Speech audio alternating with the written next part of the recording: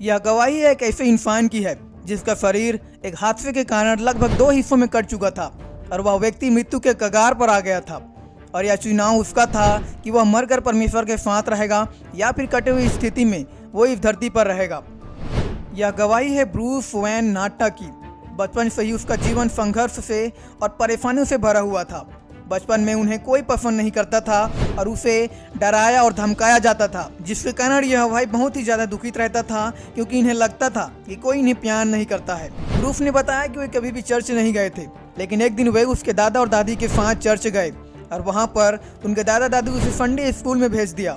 और Sunday school के दौरान उनके टीचर्स ने उन्हें बताया यीशु मसीह बच्चों से कितना प्यार करता है और वो बच्चों से गले लगना चाहता है और प्रभु यीशु मसीह बच्चों को अपने पास बुलाता है।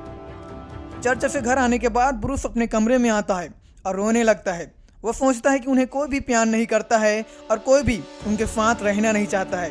फिर वह यीशु मसीह को पुकारने लगा और कहा, यीशु मसीह, यदि आप सच में हैं और सच में आप मुझसे प्यार करना चाहती हैं तो आप मुझे गले लगाइए, जैसे आपने उस तस्वीर में बहुत सारे बच्चे को गले लगाया था। और जैसे ही वह इस बात को प्रभु यीशु मसीह से बोला, उसी वक्त वह अपने बिस्तर से यीशु मसीह के पास उठा लिया गया और उसी समय यीशु मसीह ने उसे गले लगाया।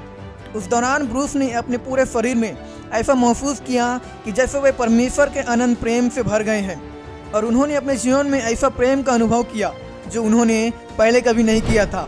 और परमेश्वर के उस अनंत प्रेम के कारण उनके जीवन से उदासी और निराशा चला गया। अगली सुबह जब वे उठे तब वे अपने बिस्तर पर थे।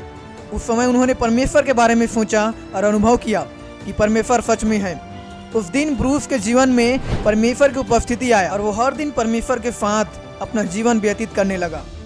और जैसे जैसे वो बढ़ने लगा, उसके बाद कुछ सालों के बाद वो परमेश्वर से दूर होता गया, क्योंकि उसने अपने जीवन में वो सब प्रकार के गलत काम किया और गलत डिसीजन और चुनाव किया, जिसके वजह से वो परमेश्वर के विरोध में चला गया और परमेश्वर से दूर हो गया। वो जानता था कि परमेश्वर ने उसे बुलाया है और उसकी उपस्थिति उसके साथ है, फिर भी उसने जानबूझकर परमेश्वर से भागने लगा और पाप और अभिलाषा में फंस गया और परमेश्वर के विरोध में पाप करने लगा और वो परमेश्वर से दूर हो गया। बहुत बार परमेश्वर ने ब्रूस को अपने पास बुलाना चाहा और इसलिए उसने अपने दासों और अपने लोगों के जरिए उसे वापस लाना चाहा, परंतु ब्रूस ने परमेश्वर पर ध्यान नहीं दिया और परमेश्वर के वचनों पर विश्वास नहीं किया और वो परमेश्वर से अलग होकर जीवन जीने लगा। नवंबर 2006 में एक ऐसी घटना ब्रूस के साथ हुआ जिसके वजह से उसका जीवन पूरी तरह से बदल गया और परमेश्वर ने उसके जीवन में एक नया मोड़ को लेकर आया। जब ब्रूस एक गैराज में काम कर रहे थे, उसी दौरान जब वो एक बड़े ट्रक को रिपेयर कर रहे थे, लेकिन उनसे पहले ही उनका एक साथी उस ट्रक के एक टायर को निकालकर उस ट्रक को जैक से उठा दिया था। उस ट्रक को जैक के भार पर रखा था, लेकिन सेफ्टी के लिए उस जैक के अलावा और कोई दूसरा स्टैंड नहीं था और कुछ भी इस्तेमाल नहीं किया गया था उस ट्रक को उठाने के लिए। ब्रूस इस बात को जानते थे, लेकिन फिर भी उस ट्रक को रिपेयर करने के लिए उस ट्रक के नीचे गए और वो उस ट्रक के अगले एक्सल के नीचे काम कर रहे थे, जो कि उस ट्रक का सबसे निचला हिस्सा था। अगले एक्सल पर लगभग 5-6 हज़ार का भार होता है। ब्रूस ने अपने सहकर्मी को ट्रक में जाकर इंजन को बंद करने को कहा और जैसे ही उसके सहकर्मी ने ऐसा किया तब वह ट्रक थोड़ा सा हिला और जैक पर से फिसल गया, जिसके सारे पूरे ट्रक के भार को रखा गया था, जिसके कारण पूरा भार जो 5-6 हज़ार का था, जो जैक के सहारे पर था, वह पूरा का पूरा भार ब्रूस के शरीर पर गिर गया, जो उस ट्रक के नीचे काम कर रहा था। उसी समय उनका शरीर पूरी तरह से कुचला गया और जिसके कारण उनके मुंह से खून बाहर निकलने लगे। उसी वक्त ब्रूस ने प्रभु यीशु मसीह को पुकारा और कहा, प्रभु यीशु मसीह मेरी मदद करें। जब ब्रूस ने नीचे देखा, जहाँ पर जमीन और एक सर में बस 2 इंच का ही फासला था, यानी कि रीढ़ की हड्डी तक भी दब चुकी थी, यानी कि तिल्ली, अतड़ियाँ और अग्नाशय सब पूरी तरह से चूर हो गया था। उनकी रीढ़ की हड्डी में 4 नंबर और 5 नंबर भी टूट चुके थे। 5 जगह पर उनकी खास नसें थी जो दिल से शरीर के अंगों में जाती थी, वे भी टूट चुके थे। अब ब्रूस सहायता के लिए जोर जोर से चिल्लाती हैं। वे लगातार कमजोर होते जा रहे थे और वे रो रो कर वे चिल्लाते थे सहायता के लिए। उसके सहकर्मी में से एक उसके पास में आकर उसको ट्रक के नीचे में से बाहर निकालता है और इमरजेंसी नंबर पर डायल करता है। इतने में सारे लोग जो उस गैराज में काम करते रहते हैं वे उसके पास आ जाते हैं और वे लोग उसे उठाने के लिए पूरी कोशिश करते हैं, लेकिन उस वक्त उनका धड़कन रुक गया था, जिसके वजह से उसका मौत हो जाता है। तब ब्रूस की आत्मा ने उसके शरीर को छोड़ा और ऊपर पहुंचाया गया और ब्रूस अपने शरीर को देख पा रहा था। लेकिन जब ब्रूस की आत्मा उसके शरीर से बाहर निकला, वो अच्छा महसूस कर रहा था। वो उस दर्द को महसूस नहीं कर रहा था जो उसके शरीर पर था। उन्होंने देखा कि 2 स्वर्गदूत उनके शरीर के पास आए और उन्होंने अपना हाथ ब्रूस के कुचला हुआ भाग पर हाथ को रखने लगे। तब कुछ ही समय बाद कुछ लोग ब्रूस को देखने आए और उनमें से एक महिला जो मसीह था, वो प्रभु यीशु मसीह पर विश्वास करती थी और वो ब्रूस को जांचने लगी कि वो जीवित है कि मर गया है। जब उस विश्वासी महिला ने ब्रूस को पुकारा, तब उसकी आत्मा वापस ब्रूस के शरीर में वापस आने लगी और उसकी धड़कन शुरू हो गया और वो दर्द जो उसके शरीर में था वो भी वापस आ गया। लेकिन ब्रूस ने वह फैसला लिया था कि वह अब इस दर्द को नहीं सह सकेगा। तब उसकी आत्मा दोबारा से उसके शरीर को छोड़कर निकल गई और एक सुरंग से उसकी आत्मा जाने लगी, जिसके अंत में प्रकाश था।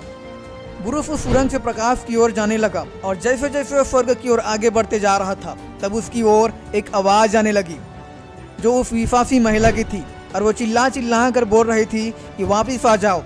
और जैसे ही ब्रूस ने यह आवाज़ सुना, तब वो गराज की ओर अपने शरीर में वापस आने लगा और ब्रूस की आत्मा दोबारा उसके शरीर में आ गया और दोबारा उसने उस दर्द को महसूस किया।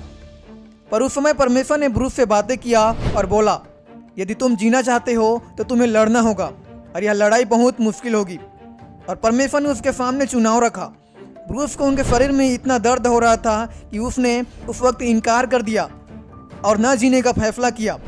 और फिर तीसरे बार वे अपने शरीर को छोड़कर चले गए और उनका धड़कन भी रुक गया और तुरंत ही उनका मौत हो गया।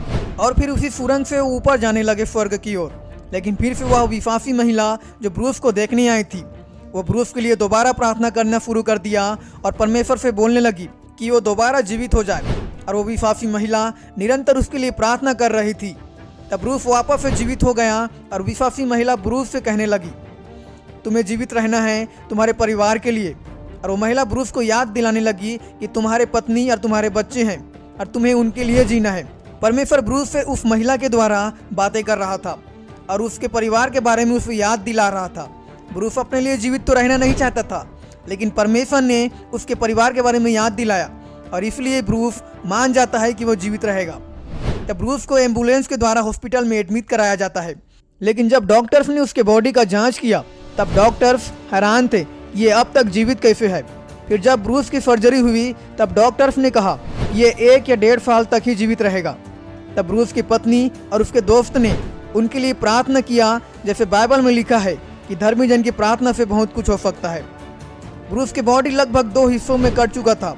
डॉक्टर्स ने कहा था कि वो हादसा ब्रूस के साथ हुआ था, उसी हादसा के दौरान उसको मर जाना चाहिए था, लेकिन ब्रूस तो अब तक जीवित था। और इस बात को लेकर डॉक्टर्स लोग भी हैरान थे। लेकिन ऑपरेशन होने से पहले वे 2.5 घंटों तक जीवित रहे।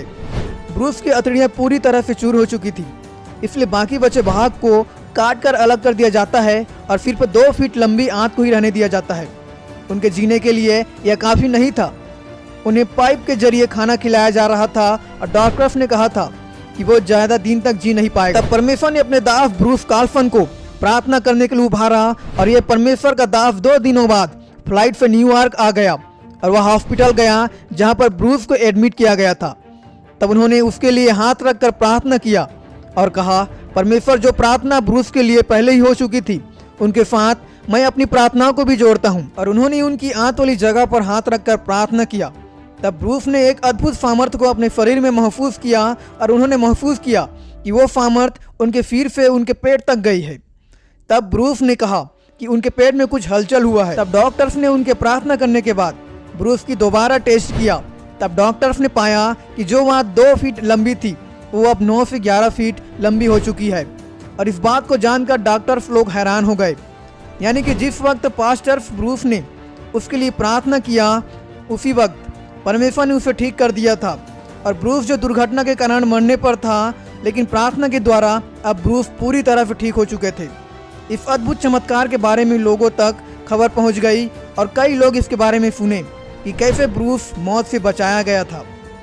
इसलिए हिस्ट्री चैनल और डिस्कवरी चैनल पर उनके साथ हुए हादसे और उस अद्भुत हीलिंग को जो उसने पाया था, तब इन चैनल्स पर उसको दिखाया जा रहा था और बहुत सारे लोग परमेश्वर के इस अद्भुत काम पर विश्वास भी किए। और इसके पश्चात ब्रूस ने अपना पूरा जीवन परमेश्वर की सेवा के लिए लगा दिया और उनकी सेवाकाई में परमेश्वर ने अद्भुत कार्य भी किया। और स्वीट ब्रेड मिनिस्ट्री का स्थापना ब्रूस के द्वारा किया गया और आज इस मिनिस्ट्री के द्वारा परमेश्वर अनगिनत लोगों को परमेश्वर के राज्य में और उसके लिए चमत्कारों की गवाही दे चुके हैं और आज भी परमेश्वर उसे अद्भुत रीति से इस्तेमाल कर रहा है लाखों लोगों को बचाने के लिए।